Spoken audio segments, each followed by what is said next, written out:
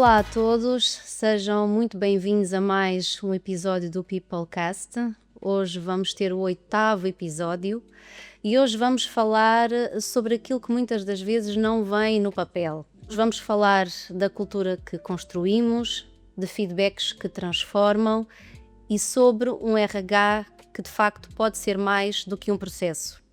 E para esta conversa temos um convidado muito especial, é alguém com mais de 15 anos em recursos humanos, que alia a gestão de pessoas com vivências muito práticas no setor da indústria, que sabemos que é um setor muito exigente, e a escolha deste convidado foi intencional, porque sabemos que ele é alguém particularmente envolvido no que diz respeito ao desenvolvimento de talentos, às relações industriais, às relações humanizadas e à forma como isto pode impactar na performance, e é alguém também muito envolvido na lei do trabalho, que já não é assim tão recente, vai próximo mês completar 2 anos, mas ainda há muito por discutir, ainda há muito por conversar, ainda há muito por refletir.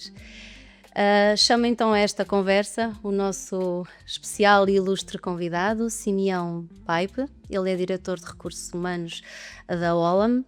É um grande prazer tê-lo aqui connosco. Muito obrigada por ter aceitado o nosso convite. Seja bem-vindo à nossa casa e seja bem-vindo ao Peoplecast. Contamos, como sempre, com a ajuda e a presença do Vicente. Obrigada, Vicente. Eu sei que tu gostas sempre de dizer umas palavras e eu estava a dizer há pouco o Pipe, ele permitiu-me que eu tratasse assim, que as nossas escolhas, os nossos convites são sempre intencionais, não são só por acaso, Sim. não é? Sim, são sempre intencionais. É pena que gravamos 2 vezes por mês e não conseguimos ter conosco Sim. todos os convidados que nós olhamos no mercado e apreciamos. E o Pipe é dessas pessoas que nós já o tínhamos mapeado, não para tão breve, mas acabou surgindo a oportunidade de vir agora. O Pipe é daquelas pessoas que quem está no nosso mercado de trabalho e está familiarizado com a produção legislativa, com as comissões consultivas de trabalho, com as consultas que são feitas para qualquer harmonização da lei, qualquer que seja a lei, seja o nível da lei de trabalho propriamente ou dos instrumentos adjacentes, sempre vai se cruzar com o Pipe.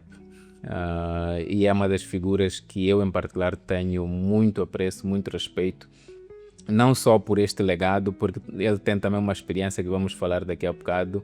É das empresas que têm o certificado de Great Place to Work em Moçambique, então essa experiência nós gostaríamos de explorar hoje e partilhar com quem nos acompanha sobre como é que conseguiram, o que é que isto significa, quais são os desafios, e depois também gostava de ouvir muito a perspectiva do Pipe, que eu sempre capto isto quando converso com ele, mesmo que seja num curto espaço de tempo, que é a interpretação que ele tem sobre o que é um gestor de recursos humanos no mercado. Muito bem, já fica aqui o tom da conversa. E porque eu já sei que o episódio de hoje vai ser muito bom, já vos peço para nos seguirem nas redes sociais e, se gostarem, que eu tenho a certeza que vão gostar, partilhem com colegas, com outros profissionais que acreditam que o RH pode ter de facto um impacto real. Pipe. Sofia, muito obrigado. Agora sim. Obrigado, Vicente. Primeiro quero parabenizar a esta equipe maravilhosa.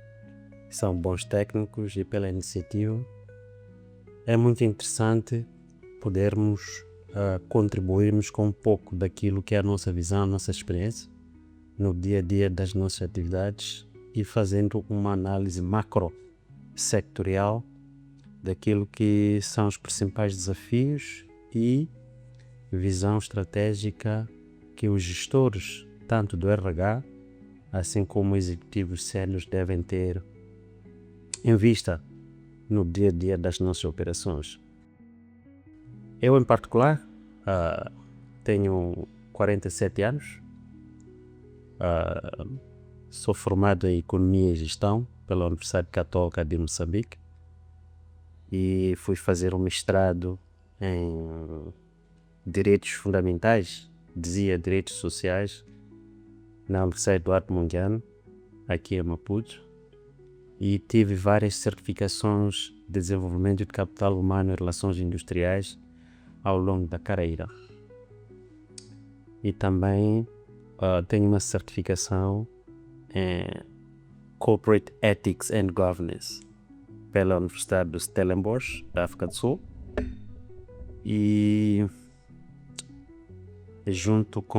em parceria com o Instituto Sul-Africano de Ética.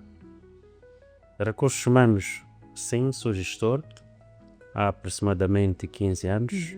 Começo a minha carreira exatamente na Coca-Cola e depois entrei no setor extrativo mineiro, trabalhei um bocado, trabalhei também na área de agronegócio, na qual onde eu estou neste preciso momento, no grupo Olam Agri, em Moçambique, com 2 unidades fabris, Maputo e Beira, e também somos responsáveis da cadeia de valor de produtos alimentares, concretamente óleos, sabões, e também participamos na comercialização de insumos agrícolas a nível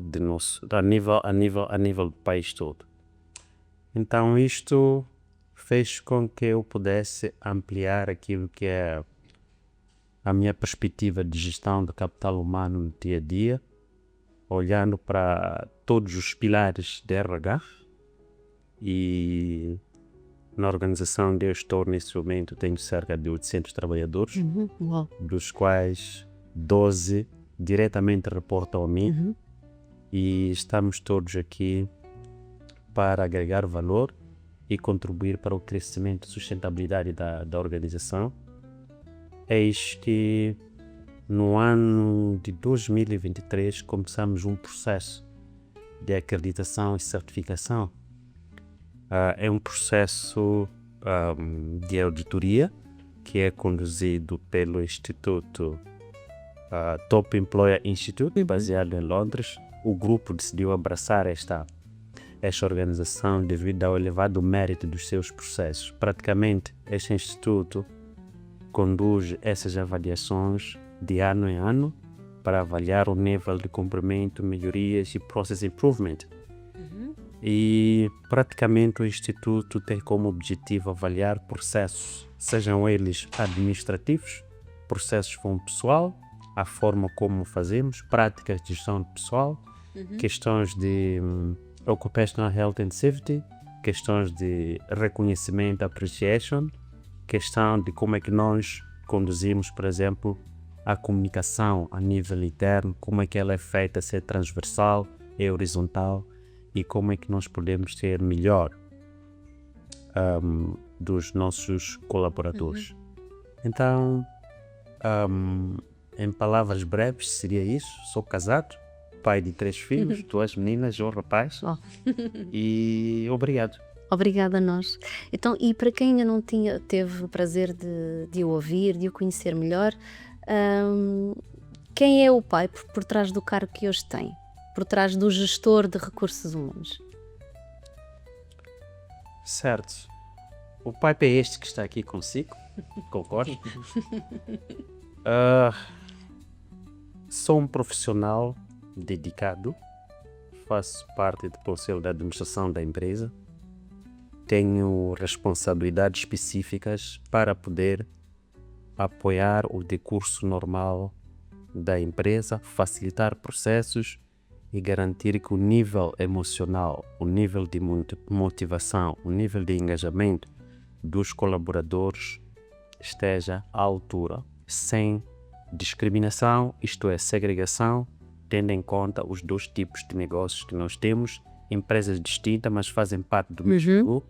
Então é muito importante que haja consolidação de processos e políticas, práticas, de tal forma que evitemos tomar decisões que possam influenciar negativamente os trabalhadores, assim como a gestão da empresa. A gestão da empresa em Moçambique, neste momento, praticamente é formada por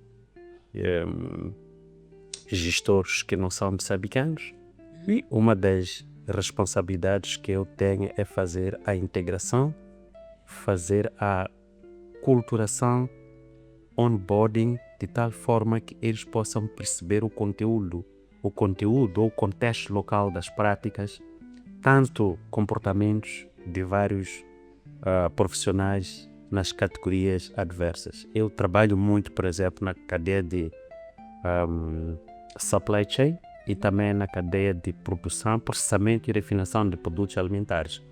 E é um mercado que trabalhamos muito com a engenharia e há muita escassez de técnicos bem qualificados na área de engenharia, principalmente quando falamos de automação e supply chain. E um dos grandes desafios, por exemplo, que tem tido são as diferenças culturais.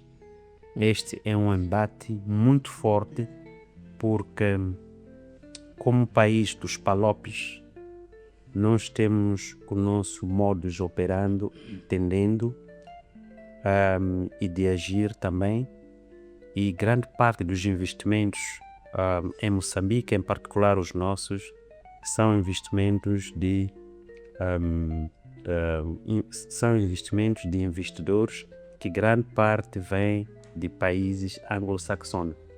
E a prática, as suas práticas do dia a dia, o seu entendimento, o nível de flexibilidade, o nível de exigência é diferente do nosso. É diferente de nós. Nós ainda temos grande parte das empresas, daquilo que eu tenho observado, focamos mais no legislado do que no problema, do que na busca de soluções do determinado problema.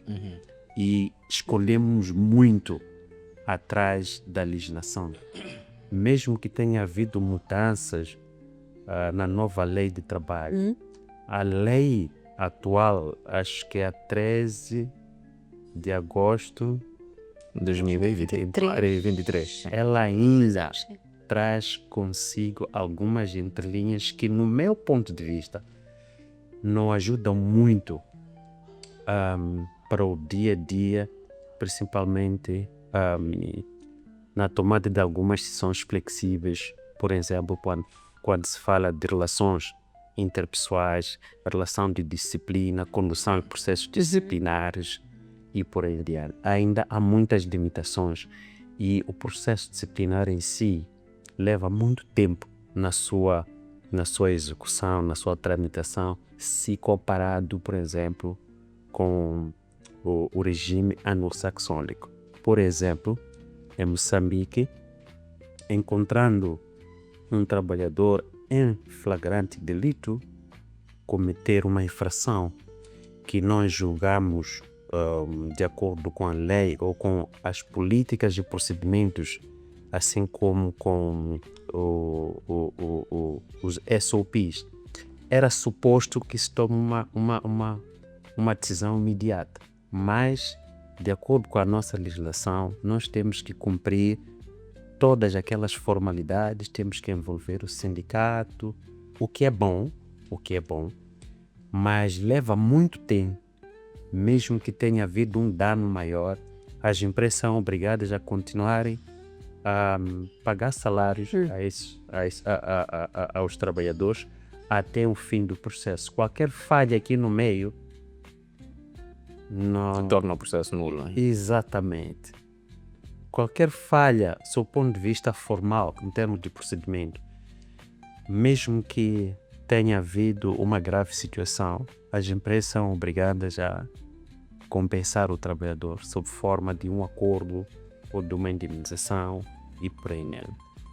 Então, eu em particular tento incluir a nível da empresa que é importante respeitarmos o regime jurídico existente no país, mas vamos tentar ser pragmáticos de tal maneira que podemos apoiar os nossos colaboradores a não enveredar em práticas que possam ser prejudiciais para eles mesmos, como forma de proteger a eles. É verdade que o desconhecimento das normas, das leis, não nos demite, não é? Exatamente. Não nos isenta, sim. Não nos isenta das nossas responsabilidades, mas conhecendo o histórico do nosso país, os processos em que nós passamos e tudo, Então há um processo interno que eu acho que todos os gestores deviam seguir, que é a questão de formação, workshops contínuos sobre algumas práticas que eu acho que podem salvar o interesse das empresas em termos de gestão de custo, tempo, risco, preservando aquilo que é um bem comum, que é o bem-estar comum dos trabalhadores, das suas famílias, assim como da organização no geral, tendo em conta também um dos principais fatores, que é a questão de higiene e saúde ocupacional, que é um tema transversal que não termina apenas no local do trabalho, mas sim chega até as nossas casas, até as nossas comunidades. Muito bem. Paipa, obrigada por ter introduzido este tema, que eu queria mesmo começar pela nova lei do trabalho e com as relações industriais, porque eu acho que mais importante do que falarmos sobre cultura é primeiro falarmos no essencial, termos um enquadramento sobre aquilo que nos diz a nova lei e aproveitando o que disse, é ajudar aqui os gestores de recursos humanos a perceber de forma prática qual é que pode ser o melhor entendimento e tirarmos o maior partido daquilo que a lei nos traz. Eu sei que é um tema caro para os dois, então vamos mesmo começar assim com a cereja no topo do bolo, que é, acho que muitos dos que nos estão a ouvir vão agradecer. Nós gostávamos muito de saber que leitura é que faz desta nova lei e o que é que considera nela mais relevante para o RH. Bom, essa é uma pergunta muito difícil, Sofia, porque a nova lei trouxe algumas mudanças, melhorias, mas também houve muitos acréscimos. Por exemplo, existe na nova lei de trabalho que é um benefício, que eu acho que é justo mencioná-lo, é a questão da licença de maternidade e a licença de paternidade. Já é algo que já vinha se falar há muito tempo e, caso não esteja errado, Moçambique é signatário. De um instrumento da Organização Internacional do Trabalho sobre as questões de saúde ocupacional e bem-estar no que diz respeito à questão de maternidade. O país passou muito tempo atrás, enquanto que os outros países já aplicavam melhores condições, já davam melhores condições de maternidade à mulher. Só que pecava num aspecto que era de 60 dias e o que as mulheres faziam? Quando fossem em licença de parto, elas acumulavam os dias de espera para completarem os 90 dias. Esta lei veio dar 7 dias de licença de paternidade para o pai como forma de dar o apoio à mulher parpoente após o nascimento.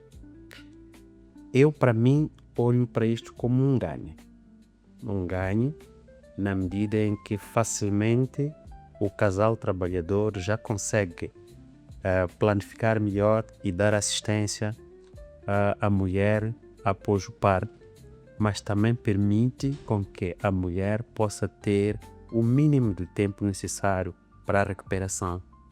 E há empresas, por exemplo, o caso da organização que eu dirijo, para além dos 90 dias, nós oferecemos mais 2 meses. De tal forma que sem perca de remuneração, e isso para mim é um ganho muito grande na medida em que cerca de 30% da minha mão de obra é feminina. E sendo feminina, olhando para aquilo que são as condições de saúde que elas precisam, assim como o recém-nascido precisa ter, para mim olho isto como um ganho. Uma lacuna que eu acho que poderia muito bem ser melhorada tem a ver mesmo com a condução e permissões ou intervenção em excesso que a lei exige quando se trata de condução de processos disciplinares em que o sindicato deve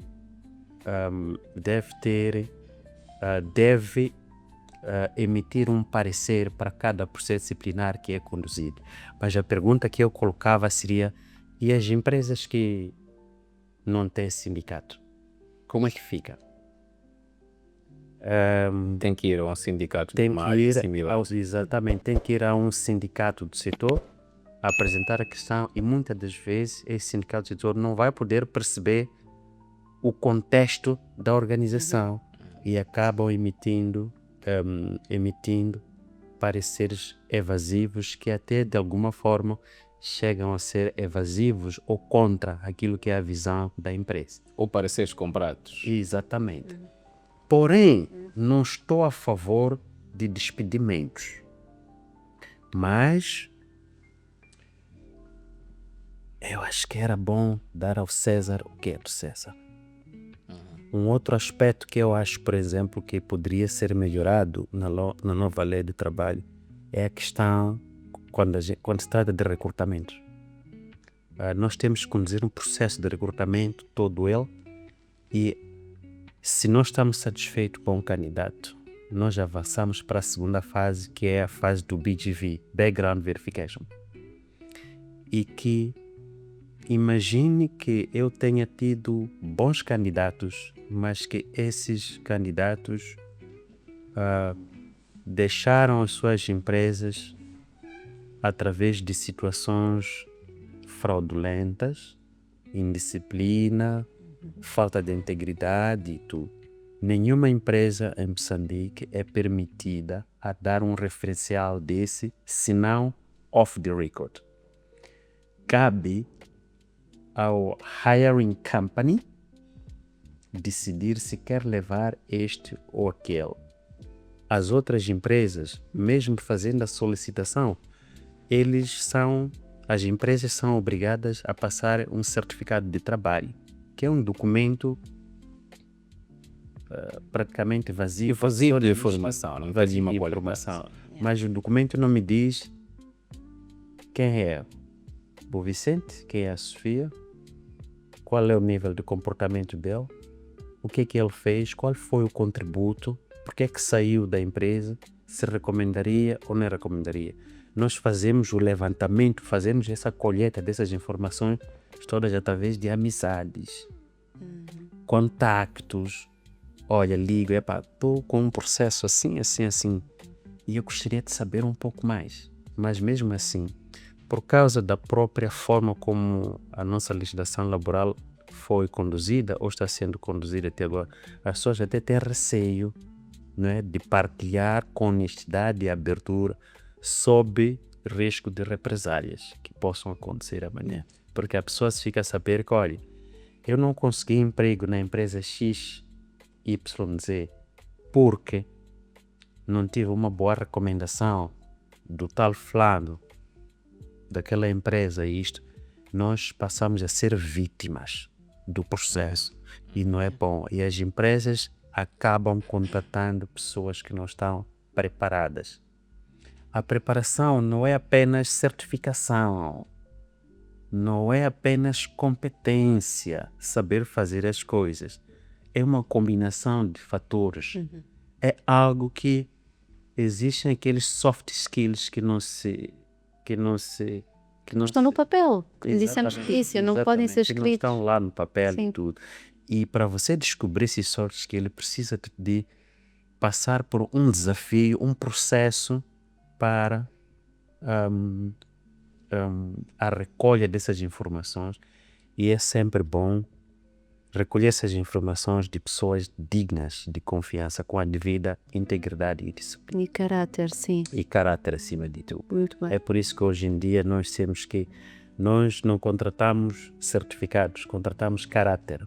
O resto nós vamos treinar, Sim. treina-se e por aí E aprende. Isso, essas questões qualitativas vêm mais à tona, sobressaem mais, porque acredita-se que o ser humano aprende desde que tenha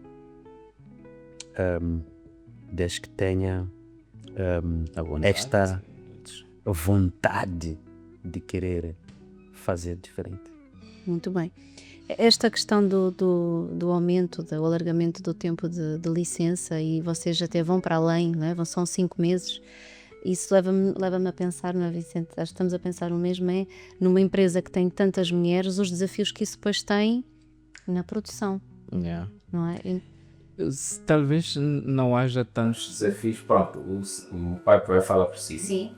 Mas numa análise teórica não vejo tanto desafio desde que se é cautela em termos de preparação, quando se mede muito bem qual é que é a força de trabalho que efetivamente nós precisamos. Depois é calcularmos 15% que possa estar em licenças diversas, a só esta vitalidade. Então aí nós conseguimos uma média de quantas, vamos supor que tu fazes uma análise e depois descobres que precisas de 100 trabalhadores para a operação andar, já sabes, para a gestão de licenças de 5 meses que chegam, então eu vou adicionar para 115 trabalhadores. Se isso for comportável em termos da folha de salários, então eu vou avançar e em vez de admitir 100 pessoas, vou admitir 115 pessoas. Portanto, é uma questão administrativa. De gestão, sim. Simplesmente não é ao de todo praticável para as pequenas e médias empresas. Para aquele senhor que está a abrir uma mercearia, para aquele jovem que está a começar uma startup, para aquela jovem que está a abrir uma empresa de contabilidade em que só 3 pessoas, 4 pessoas, aí já começa a ser um bocado incomportável. Sim. Mas para as grandes empresas, sim. Mas eu gostei muito dos desafios que o Pipe elenca, precisamente este da falta de fundamento legal para podermos recomendar ou deixar de recomendar, porque esse é um desafio real, que é proibido por lei, a menos obviamente que se use os corredores informais que o Pipe se referiu na sua explanação. Mas nós sabemos muito bem, por exemplo, que no setor financeiro estas recomendações são feitas. Há sempre um background check, sempre se verifica se a pessoa está na central de risco. Isso em termos mesmo oficiais, assim como também entre os profissionais da banca sempre se consulta para querer contratar o Flávio, já esteve convosco, como é que é, e acabam sempre se dando recomendação. Portanto, os corredores, os bastidores vão sempre influenciar nas decisões de contratação, mas lá está, não tem um fundamento, um suporte legal, porque qualquer evasão que venha a ocorrer, se algum dia a pessoa ficar a saber que eu não fui contratado porque a sua anterior empresa deu uma má recomendação, e se houver evidências disto, o trabalhador pode, ou ex-trabalhador pode mover um processo contra o seu ex-empregador. Então, assim, é um vazio. Enquanto o Pipe fazia a sua primeira introdução, eu fiquei muito curioso de saber como é que é operar nesse setor, em particular em Moçambique. Principalmente que a dimensão, não quero olhar só para a Holanda em si, mas para a cadeia de serviço de volta. Eu me lembro uma vez que estava a conversar com um empresário do ramo da agricultura, fora do país, que ele perguntava assim: como é que é a agricultura no vosso país? Estou curioso em vir investir. Explica-me lá, vocês têm uma agricultura mecanizada ou vocês ainda plantam e ficam à espera que chova?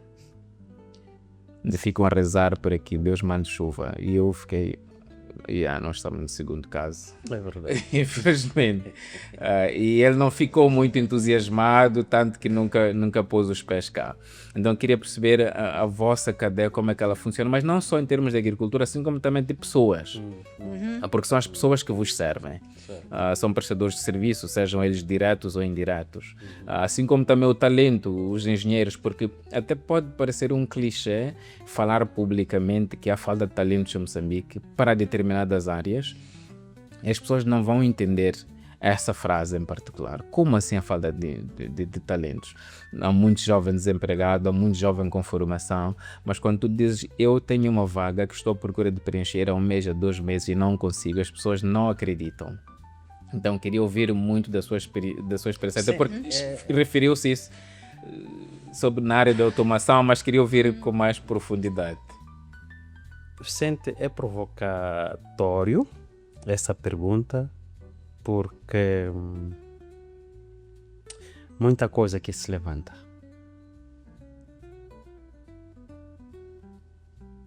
O nosso ensino em Moçambique não nos ensina a pensar como deve ser. e alguém acaba o 12º ano ou ensino técnico médio profissional ou ensino superior, mas ainda apresenta lacunas de identidade. Nem sabe o que quer fazer. Yeah. Vezes, sem conta, você depara-se com um bom candidato em papel, CV, né? Yeah. Bonito. Bonito e tudo, mas chamando-o para uma conversa, você percebe que it's quite far. Yeah, daquilo que eu quero. Não é aquilo que eu quero. Em Moçambique, grande parte dos investidores são top 5, dos quais Portugal faz parte dos top 5 ou top 10. Mas grande parte dos investimentos que precisam de mão de obra especializadas são investimentos feitos por países falantes da língua inglesa. E a língua inglesa deixou de ser uma língua, é uma competência. Yeah, isso é forte. É uma competência. O outro aspecto não menos importante, por exemplo, para o meu setor de atividade, é a capacidade de gerar relatórios em Excel, transformarmos em PowerPoint, analisar os detalhes das variações ou do conteúdo que você tem e dali poder tomar uma decisão. Eu estou há 5 meses a procurar um gestor de armazém do nosso terminal de arroz.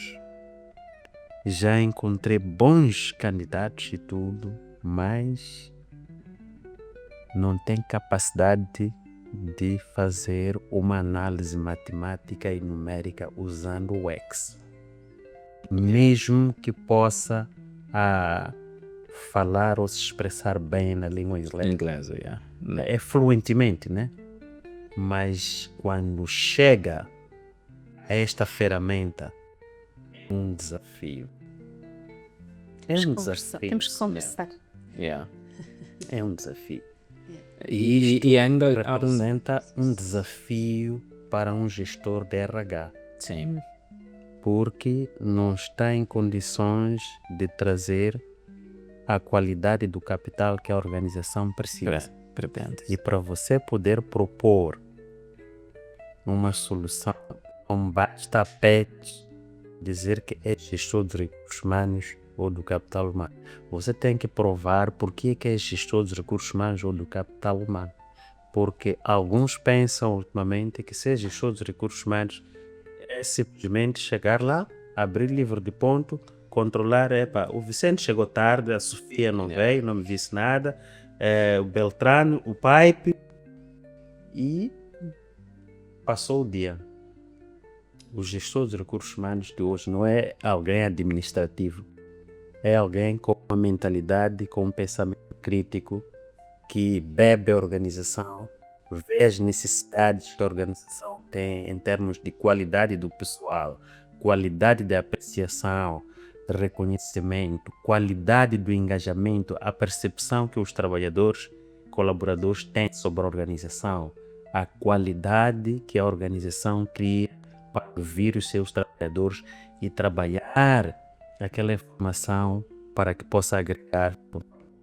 É a forma como conduz o processo de seleção, é a forma como você conduz a qualidade de informação que circula a nível interno, assim como para fora, e facilitar a gestão, a tomar decisões informadas de forma sustentável, de tal forma que quando chegar a vez de fechar a porta, dizer, olha, o meu dia já foi feito, sai mente tranquila e diz que consegui fazer alguma coisa, contribuir com alguma coisa para o bem da minha organização, para o bem do meu colaborador, do meu investidor ou stakeholder e por aí em diante.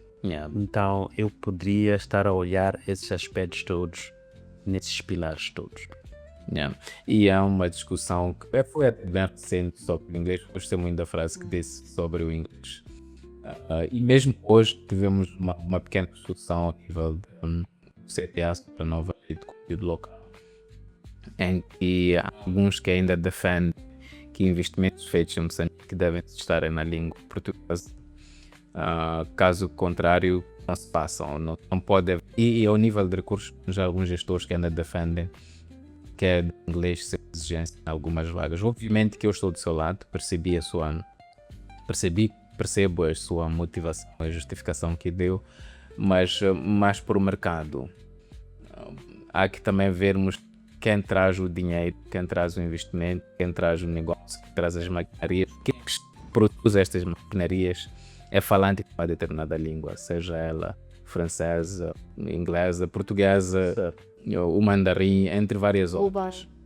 Então esse dono de dinheiro vai ter algumas exigências ou algumas condições mínimas que ele vai querer definir, e o inglês no caso é uma delas. Não há volta a dar. Não há volta nisso, e posso aliar a isto a questão do conteúdo local que falou. Isso também abrange a questão de recrutamento de mão de obra estrangeira. Porque ao falar conteúdo local, estamos a falar primeiro das pessoas. Sim, dar prioridade, primazia ao nacional. O que é bom, concordo plenamente, mas eu penso que há algum exagero na abordagem desta política, porque, por exemplo, se eu sou investidor, eu tenho que ter a capacidade de poder colocar o meu dinheiro aqui, não é? E garantir que o meu dinheiro está em boas mãos, vai gerar os recursos, os rendimentos que eu espero. Tenho pouco risco, eu tenho que ter a capacidade de eu poder circular a nível do país para ver os meus investimentos, como é que estão, o que atualmente tem sido uma complicação. E não só este aspecto, é a questão, por exemplo, de controle mesmo dos riscos. Eu falo por experiência própria, não é fácil você encontrar em Moçambique bons técnicos capazes de interpretar o risco, transformá-lo como algo que agrega valor e sustentabilidade à empresa. É uma oportunidade. Não são todos, mas o que sucede é que eu tenho observado que grande parte de nós temos a tendência de querer ganhar rápido e não construir pontes, não construir processo. E por fim, as empresas acabam falecendo ao longo do percurso, muito antes mesmo de poderem alcançar o break-even point. O que é resultado de má seleção, más escolhas. E quando eu digo, por exemplo, que olha, eu preciso trazer um financeiro, por exemplo, para vir controlar os meus recursos aqui, eu entro em rixa com as autoridades para eu poder trazê-lo, porque depois vamos dizer que, olha, nós temos licenciados em finanças e contabilidade, temos licenciados em informática, temos isto e por aí em diante, mas esquecemos que simplesmente nós só demos certificado de que, ok, tem este grau acadêmico, mas em termos de competências você ainda não tem a devida especialização e experiência comprovada e necessária para você estar ao nível de olhar para questões macro-financeiras e macro-empresariais, até macroeconômicas. Há muita visão muito limitada, e eu acho que este é um desafio para o país, é um desafio para todos nós, que eu acho que devemos trabalhar em conjunto para podermos ultrapassar e flexibilizarmos processos. Porque se nós estamos a querer abrir o mercado para o investimento e tudo, temos de ser flexíveis em alguns aspectos também, de tal forma que possamos realmente transformar Moçambique como um local apetecido a investimento. E questões mesmo, não é só questão de investimento, questões de segurança, não é? Temos muitos problemas aqui no país, Sim, questão dos raptos e isto e por aí em diante. Então há um manancial de questões aqui que temos que todos nos apoiarmos para poder ultrapassar de cabeça fria, sem lançar sem dedo para emoções. ninguém, sem emoções e olhar para o choro ou para a crítica de forma construtiva e de forma positiva. Não pensar que este é contra nós ou aquele não gosta de nós. Yeah. Então, continuando com esse tipo de abordagem, dificilmente nós poderemos navegar a bom porto e ultrapassar questões básicas que nós muitas das vezes chamamos de hygiene keeping stuff. Yeah. E só vou terminar já, Sofia. Não quero roubar o A teu conversa tempo. está muito interessante. E talvez muitos sustentam esta opinião de que o investidor tem que chegar aqui e se aculturar. Obviamente que sim, mas se moçambicanizar de imediato, porque não temos um histórico de empresas moçambicanas a investir fora. Porque se eu colocar meu dinheiro na África do Sul para abrir uma empresa qualquer, eu também vou ter alguma vontade que, pelo menos ao nível da gestão, hajam pessoas que se subordinam de alguma forma à jurisdição moçambicana, que eu possa cobrar qualquer satisfação cá.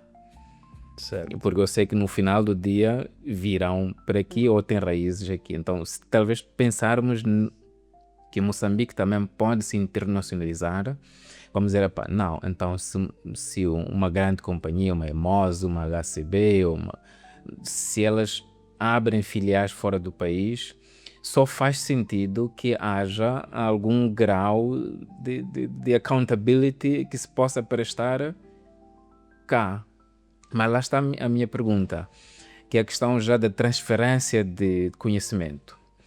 Assumindo que, estando cá, esses investidores possam ter uma gestão oriunda das suas casas-mães, como é que garantimos então essa transferência de conhecimento para moçambicanos que ou amanhã vão assumir operações, se não, pelo menos vão ter conhecimento para poder ir assumir operações ou para beneficiar o país, Certo. ou para ir construir seus próprios impérios, ou para poder ir trabalhar numa companhia industrial da Matola, em qualquer outro sítio, e dizer que eu passei por um processo de transferência de conhecimento numa multinacional e este conhecimento sim não beneficia a multinacional porque eu cresci, já não há espaço para mim ao nível da gestão, mas pelo menos vou para uma ou outra que seja local, seja beneficiar o país. Certo.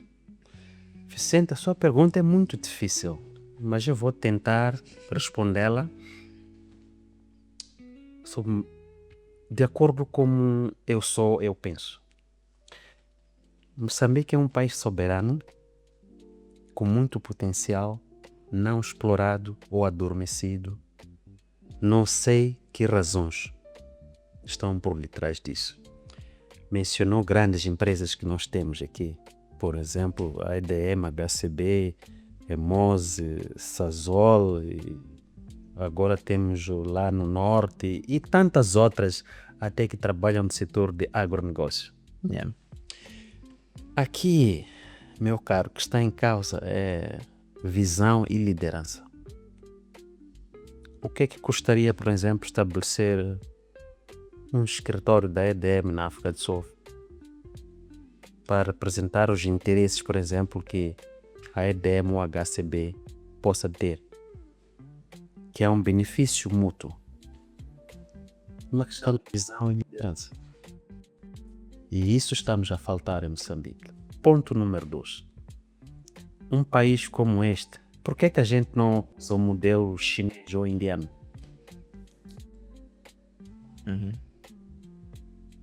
A Índia hoje tira 1,5 milhões de engenheiros altamente qualificados, médicos, ITs, financeiros, contabilistas. Por aí. Exato, por aí adiante. A China aí tem. Agora estamos nesta era digital, aqui inteligência artificial e por aí adiante. O que é que a China fez no passado? O que é que a Índia fez no passado? Que ainda até continua a fazer? O que é que a Singapura fez? O que é que os Emirados Árabes fizeram? Investiram no seu capital humano, mandaram as pessoas para fora, para se formarem e tudo, para voltar, e lá com uma clara razão. Vocês estão a sair, vamos estudar aqui, a vossa missão é esta, o regresso, o país tem estas condições, vocês voltam para aqui, devem tomar aqui. Isso permitiu que? Permitiu que, enquanto eles foram estudar fora, o país foi crescendo, foi descobrindo, não é? Foi descobrindo aquilo que é o seu potencial nível interno, foi melhorando, aperfeiçoando vários aspectos temáticos, legislativos, de engenharia, isto. Houve um mapeamento completo de tal forma que quando chegas à mesa e tu já sabes negociar, e houve um acompanhamento. Nesse foi o caso de o país gastar muito dinheiro para fazer o investimento de capital humano. Eles conseguiram fazer isso. Da mesma forma, por exemplo, que no presente Samão conseguiu fazer isso. A que custo? Não me pergunto, que eu não estou em condições, mas ele tentou fazer isso. De tal forma que hoje as pessoas que estão em frente da gestão, da direção do país, são frutos desse exercício.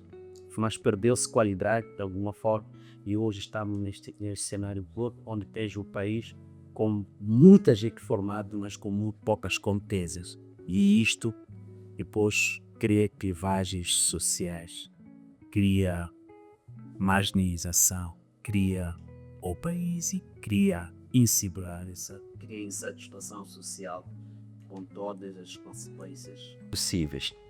Agora, mesmo que o investidor venha em Moçambique, é importante respeitar a legislação nacional. Obviamente. É importante fazer aquilo que se chama aculturação. É importante localizar alguns contextos para não ferir as sensibilidades macrosociais, macropolíticas, tendo em conta o modus vivendo, a cultura desta nação. É por isso que, ao tomar algumas decisões, há decisões que não podem apenas serem tomadas olhando estritamente naquilo que é a legislação. É preciso sair fora da legislação, perceber o contexto, em que condições isto aconteceu, o que é que poderia ter sido feito para prevenir isto, o que é que a legislação nos diz, qual é a recomendação, para além da legislação, que é um documento genérico, não é? As empresas têm por obrigação desenvolver políticas e normas de procedimentos para cautelar certas situações, tendo em conta que o ser humano é um ser social, mutável, que age em função de circunstâncias e em algum momento é forçado a se posicionar ou a tomar decisões que muitas das vezes nem são as mais coerentes ou as mais corretas. E nós, como gestores de recursos humanos, temos que ter a capacidade de perceber, aconselhar, educar, ensinar, tentar mudar alguns comportamentos ao longo das nossas ações a nível da empresa. Interessante. Eu estava a gostar da conversa e quase que nem. Eu já sabia que não ia precisar de mim, mas agora fiquei curiosa quando falaste nisso. E a instituição de trabalho tem a sua qualidade de Great Place to Work. E agora, fugindo um bocadinho para o particular e aqui também para o foco do que nos traz aqui hoje, que já percebemos que é um momento que o Mésio caminha sempre nas pessoas, na liderança e na visão, não é? Por o que falou. O que é que distingue uma empresa Great Place to Work? Porque já percebemos que estão uns degraus acima, uns furos acima do que outras empresas em Moçambique, não é? O que é que gostaria de partilhar connosco? Para quem nos ouve e que pense que talvez isto seja possível também na minha empresa. Todas as empresas, todo gestor, todo investimento é capaz de conduzir ou criar um ambiente ótimo para o trabalho. Eu até gostei do livro do Vicente, a humanização dos recursos humanos, né? É isso, né? Para uma gestão humanizada. Para uma gestão humanizada dos recursos humanos. Yeah. É mais por aí. Sabe, Sofia, eu vou juntar duas coisas. Primeiro, é preciso que as empresas tenham um propósito. E é preciso que as pessoas que trabalham naquela empresa tenham o seu propósito esteja alinhado ou tentem alinhar o seu propósito de vida com o propósito da organização. E isso deve ser apoiado pelos valores que a empresa ou o setor da atividade deseja ou aspira ser. Porque quando a gente fala de shared values, estamos a dizer que eu gostaria que as coisas fossem assim e para isso vou criar essas condições. Por exemplo, quando a gente fala, por exemplo, um dos valores é que nós somos ágeis ou queremos ser ágeis. Como é que você garante que haja agilidade na solução dos problemas que surgem e que condições você cria para isso? Tens de ter processos, tens que revê-los, tens trabalhadores, tens que interagir com eles, tens que ouvi-los, tens que agir sobre o que eles dizem. Que possa surgir como um entrave.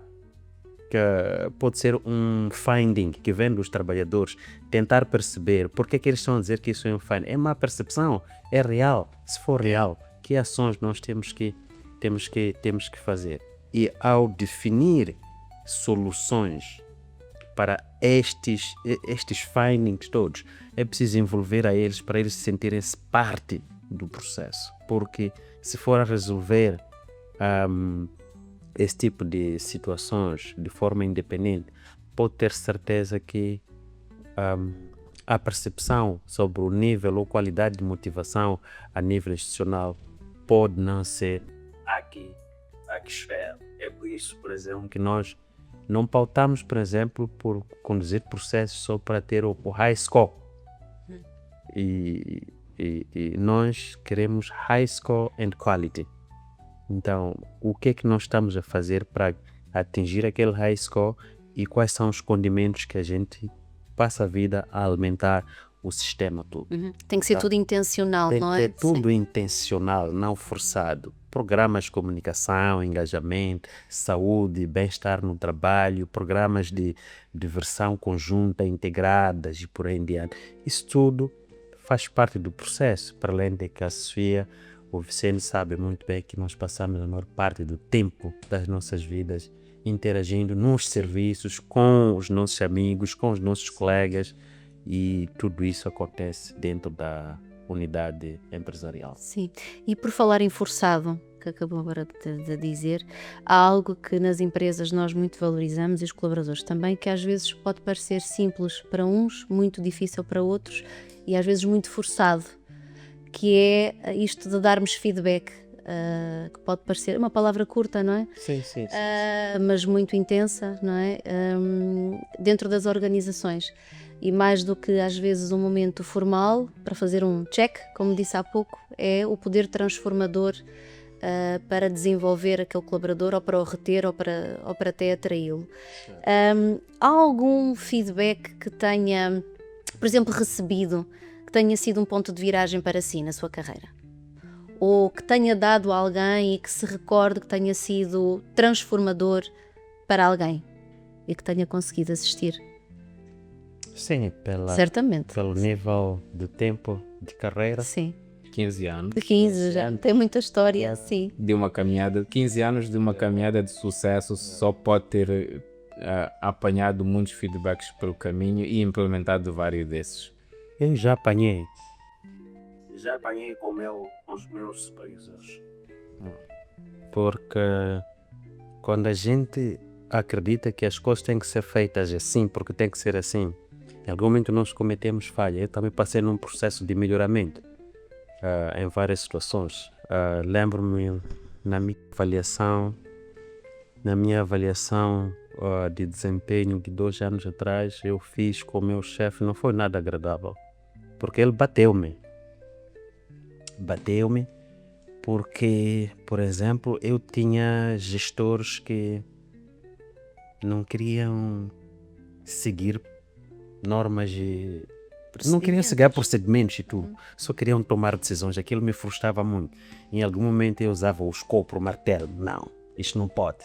Isto tem que ser assim, isto não pode. E isso foi comunicado, foi entendido como se eu estivesse a ser muito duro demais, não permitir o fluxo normal das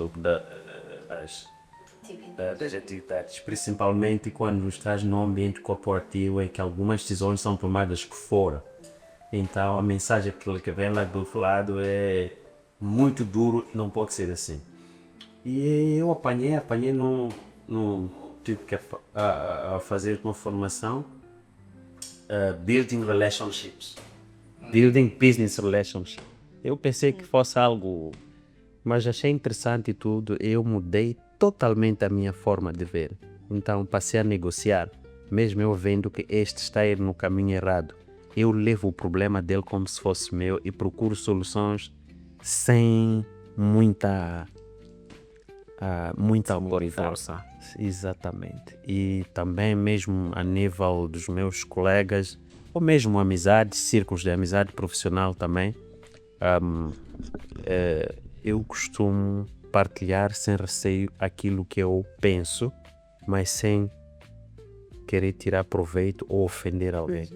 Tendo em conta a minha experiência de carreira e a exposição que eu sempre tive a nível desses 15 anos. Passei por muitas empresas, passei por muitos países, muitas formações e aprendi e continuo sempre aprendendo uma forma diferente de ver as coisas. E uma das coisas que eu aprendi foi a pirâmide invertida do Maslow no que diz respeito à avaliação de desempenho. Muitas empresas hoje em dia ainda usam a pirâmide hierárquica top, down. E nós fizemos isto. Usamos down, top. Então, eu, por exemplo, quando inicio o ano, quando inicia o ano, nós fazemos um programa e falamos com todos aqueles que são key skills. Olha para os seus planos do ano passado, tudo, senta com o teu chefe, por exemplo, e identifique áreas de foco para si e vamos fazer acompanhamento. Se for algo que acha que tem que parar pelo caminho, ou tem que mudar, ou tem que melhorar pelo caminho, não há nenhum problema, sinta-se à vontade, aproxime, vamos fazer a retificação, aliás, o melhoramento, e é obrigatório que, pelo menos, para todas as áreas críticas, é importante que este feedback aconteça num ambiente de harmonia, aberto, pelo menos 2 vezes ao ano, e é normalmente uma conversa profissional aberta. E garantimos que o review aconteça regularmente em função do desempenho, dos resultados esperados, periódicos e por aí em diante. Então, e aquilo nós usamos esse slogan, we have to disrupt the status quo. Não se habituar ao comum. Pensa diferente, fora de caixa. O que é que podes fazer de diferente que possa melhorar o processo? E é esta abordagem. Mas isso causa desconforto, não é? Exato. Causa desconforto, sem sombra de dúvida, porque algum momento estás no dilema, não sabe por onde começar, mas tens que começar. E uma das coisas que nós fazemos na organização, nós admitimos falhas, admitimos erros, desde que aprenda com os seus erros e não volte a cometer os mesmos erros, again and again and again. Sim, alguém dizia no livro que lemos da Felicidade é Produtiva, não é? Que não podemos criminalizar o erro. Erro não é cadastro, mas se perpetuamos o erro, é uma escolha. É uma decisão de fazer. Vicente, eu estava aqui a pensar que por vezes é mais confortável dar aquele feedback que corrige. O puxão de orelhas, o tal que faz chorar, não é? Do que aquilo que desenvolve, não é? O limite é bastante ténue, não é? Yeah, yeah. Eu gostei da resposta do pai, porque por um lado mostra a maturidade que um profissional tem de recordar-se com muita facilidade de um feedback que ele desenvolveu. Nós quando perguntámos isto às pessoas, qual foi o feedback que mais te marcou, a pessoa vai falar mais dos elogios que recebeu com um bom trabalho. Vai falar de uma pequena crítica, a pessoa foi fazer uma apresentação na administração, me esqueci de uma informação, depois me recordaram. Agora, ir buscar uma falha que de facto eu cometia e dizer o feedback que me foi dado, ou seja, a nota, o puxão de orelha, e depois a medida corretiva que veio no caso do pai para a formação, e por fim a mudança que isso trouxe. Isso mostra e fala muito sobre a maturidade do profissional com quem nós estamos. Nós estamos habituados pelo mercado em que atuamos a feedbacks despachados, a feedbacks pessoais, em que as pessoas, os líderes em particular. Primeiro, a questão da pirâmide invertida não é comum em Moçambique. O mais comum é a pirâmide normal, em que é top-down. Ter uma pirâmide invertida é um privilégio de poucas organizações em Moçambique. Não é a única, há algumas outras, mas é um privilégio raro. E mesmo quando é assim, há ali ainda alguns cenários de líderes que não dão feedback e colaboradores não dão feedback como devia ser, porque usam este momento de feedback para vingar-se de alguma coisa, para acertar contas, exatamente, porque é como se quisessem, naquele momento em particular de feedback com o colaborador, ajustar o que já vem de algum tempo retido no coração e a pessoa nunca teve espaço para dizer. E não percebe que feedback visa desenvolver competências, visa melhorar performance, visa dar a direção a alguém que porventura poderia estar a vir numa direção, mas por algum motivo se descuidou por um determinado momento. Então eu como líder estou atento, então quero devolver esta pessoa para essa direção correta. Poucos líderes é que usam feedback nessa vertente. E mais a questão do registro dos feedbacks. Garantir que o feedback que eu dei no ano passado, quando voltamos a sentar neste ano, eu vou retomar de lá, apreciar a pessoa e dizer aquilo que nós falamos no ano passado, eu tenho visto que melhorou, tenho visto que está assim, muitos parabéns, era disto que eu me referia, que tu és certeiro, sabes o que fizeste, simplesmente descuidaste pelo tempo. Ou seja, valorizar o esforço que a pessoa fez de mudar, de melhorar a sua atuação em função de algum feedback que eu dei no passado e partir daí para um novo destino, dizer, olha, agora estamos assim, o que eu espero de si daqui em diante é que estejas no nível 3, por exemplo, acima daquilo que nós tivemos aí, para usar este feedback como um pontapé de partida, como uma alavanca para um destino maior. Para o futuro melhor. Para um futuro melhor. E por falar em futuro, pai, o que é que gostaria de ver melhorado, renovado nas relações que existem dentro das empresas?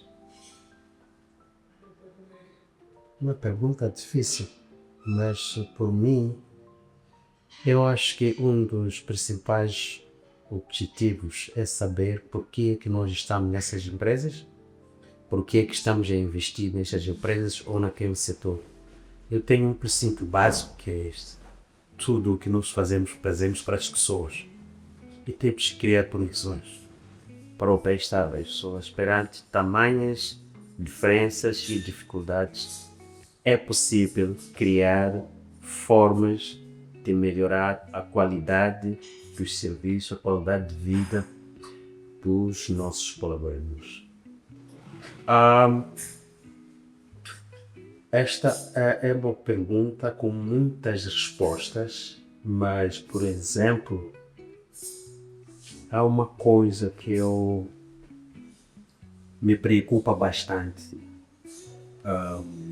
que é grande parte dos empreendedores, empresários, que investem aqui em Moçambique, eles não têm empatia, não têm compaixão, não se identificam com a pessoa humana. Agem de tal forma que eu chego a concluir que não se identificam com a pessoa humana, mas só estão aqui para fazer dinheiro para eles e não querem distribuir o pouco que consegue. E você só consegue o pouco ou consegue o muito quando você investe nas pessoas, quando você capitaliza as oportunidades de investimento, de negócio que estão à nossa disposição.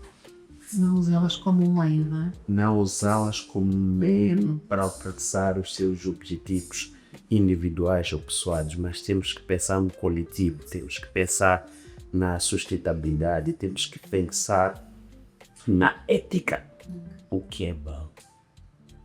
Não esperar que alguém te diga que isto está errado. Tem que faltar em fazer as boas coisas para o trem. Isso traduz-se em compromisso social, sustentabilidade, crescimento do negócio, lucro e potencial investimento e expansão dos negócios. Esta que é a minha filosofia, esta que é a minha visão. Faço recursos humanos, não é mero destino, é amor, é paixão que eu tenho pelas pessoas e tenho que fazer o máximo para despertar o potencial que as pessoas têm de si para poderem contribuir tanto a nível empresarial, nas suas relações de família, de amizade, na comunidade, no país, sendo ser receio. Por isso, quanto mais e melhores ferramentas nós considerarmos ou investirmos em pessoas, é um ganho sem igual a qualquer que seja a nação. Eu cheguei aqui, a primeira coisa que a Sofia falou foi falar desses jovens interessantes. Estão a fazer um trabalho interessante. Parece-me que vocês estão satisfeitos com ele. E eles connosco. vejo Genesis, que está à nossa frente a fazer um trabalho. Alguém investiu neles, alguém lhes confiou e eles têm aqui uma direção comprometida e descobridora. E não há melhor coisa que isso. Let's do good for people. That's it. É isso. E antes das ferramentas, a empatia, a escuta, a compreensão e a ética. Exatamente. Não é? Não ser E só. transformar o problema como uma oportunidade, não um problema como problema para ir atrás. Exato. Eu acredito que o pai esteja a criar sucessores, não é? Não sei se já pensa nisso, ainda é cedo, mas há de chegar a essa altura. Não é? Que legado é que está a deixar ou que gostaria de deixar? Garanto-lhe que já consegui construir 5 gestores de top de recursos humanos neste Moçambique. Isso para mim me engana-se. Que trabalham em grandes empresas neste país e os meus mentores ainda existem e não há melhor coisa que isso. E tento transmitir esse legado aos meus amigos, aos meus colegas, à minha família, aos meus filhos e aos meus amigos, o Vicente, a Sofia e por aí. Mas que o desejo é de fato deixar depois as recordações por onde a gente faz. E Boas memórias. Boas memórias, sei. Uma das coisas que a mim em particular me tira sono, mas isso aqui pode ser uma conversa um bocado pela ao lado, mas em linha com o que o Fábio está a falar de deixar pós-recordações, pós-memórias,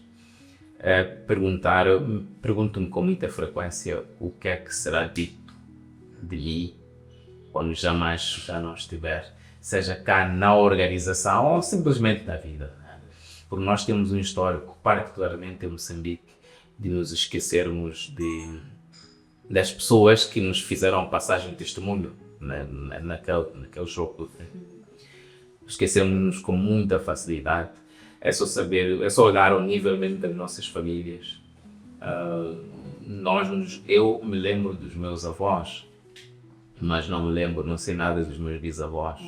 E depois os meus filhos sabem os avós deles, mas não sabem nada dos. Então, quanto mais o tempo é passando, as próximas gerações sempre se esquecem, mas isto é literalmente das gerações que existiram antes, e essas gerações é como se nunca tivessem existido. Não há, para além das fotografias, tudo bem, as fotografias são um fenómeno recente para nós em Moçambique. Quando eu digo recente, eu falo de 20, 25 anos. Falo de peças, de artigos, de livros, de memórias, de edifícios. E quando transfiro isto para o contexto empresarial, nós nas organizações não temos tido organizações com um legado de continuidade. Cada novo gestor que entra é romper, porque o pai era um péssimo gestor, eu agora cheguei, quero mostrar-vos que quero fazer gestão de recursos humanos. Sozinho, ou vou tirar toda a equipa que o pai deixou, vocês são imprestáveis, são parceiros do pai, trago aqui a minha equipa, agora nós é que vamos fazer. E vamos fazer, atenção, a empresa vai existir, mas rompemos com o legado de uma tal forma que até parece desrespeitoso para com os esforços e a dedicação, o tempo que todos os antecessores, dedicaram àquele trabalho. Sim. E é um bocadinho também que nos move neste podcast, que a internet nos permite, não é? Eternizar estes momentos, passarmos, e em algum momento alguém pode voltar a ler ou ouvir. Sim. E aquilo que temos falado, não é? Sim, é mesmo isso, é fixar no tempo. Primeiro as pessoas que são os nossos convidados, o pai, a Ana Fernandes, o João Cunha, a Raci, todos os gente, todos que passaram por aqui, é fixar no tempo. Porque daqui a 30 anos, 40 anos, estas nossas conversas, vamos assumir que não virá cá nenhuma bomba atômica que vai apagar os arquivos, mas este material existirá. E depois mostrar à juventude que não, existe a referência. Nós não partimos do zero. Aquele jovem que hoje está na faculdade a estudar recursos humanos, saber que não, afinal de contas, não é só o chefe nato que é o guru de recursos humanos, existe o pipe. Afinal, existe alguém aqui ao meu lado que eu posso me cruzar com ele no evento, se eu lhe escrever, talvez vai me receber.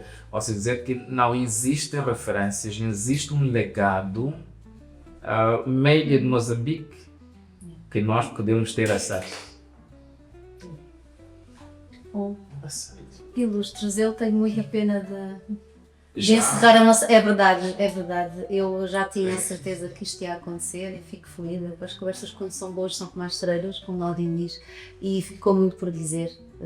Eu fiquei com vontade de continuarmos, quiçá ao próximo episódio Pai de Mol, que nós temos muito gosto em recebê-lo. E de facto percebemos que isto tudo anda à volta de pessoas, é feito com pessoas, para pessoas, com pessoas, e é aquilo também que nos move aqui na nossa iniciativa. Foi uma conversa com muita profundidade, muito rica, e percebemos mais uma vez que de facto o RH vai muito para além dos processos administrativos. Começa nas pessoas, passa pelas relações e termina no desempenho coletivo, não é? No bem-estar coletivo. Pipe, agradeço muito a sua presença. Muito obrigado, Sofia. Muito obrigado, Vicente. Foi uma oportunidade ímpar e mais uma vez quero vos parabenizar pela iniciativa, assim como todos os colegas que passaram por aqui.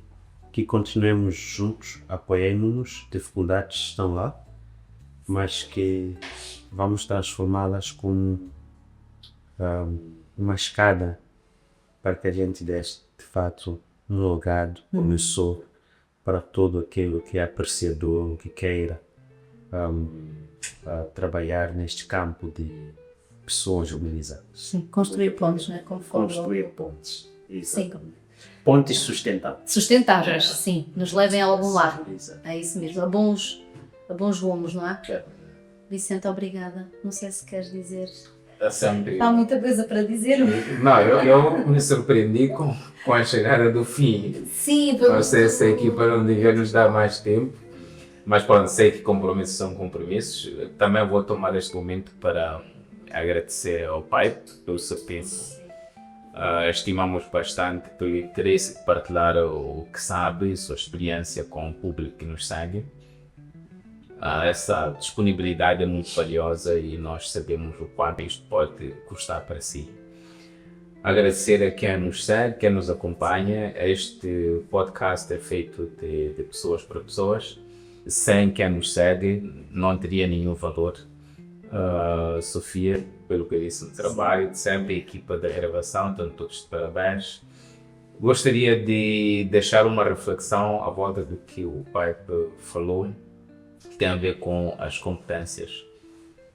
Queria que os jovens que nos acompanham pensassem que competências é que entrega o mercado. Porque Pipe fez uma reflexão que eu vou levar algum tempo a pensar em soluções no que diz respeito às competências. Porque hoje, já no passado tivemos um determinado nível de competências a ser exigidas, hoje é outro. O que vai ser sociedade do amanhã. E será que nós estamos a formar, é o que me leva a pensar, será que nós estamos a formar a próxima geração de líderes? Será que as nossas escolas estão a fazer o trabalho que devem fazer? Que como centro de educação nunca deveriam estar a formar quadros para o dia de hoje.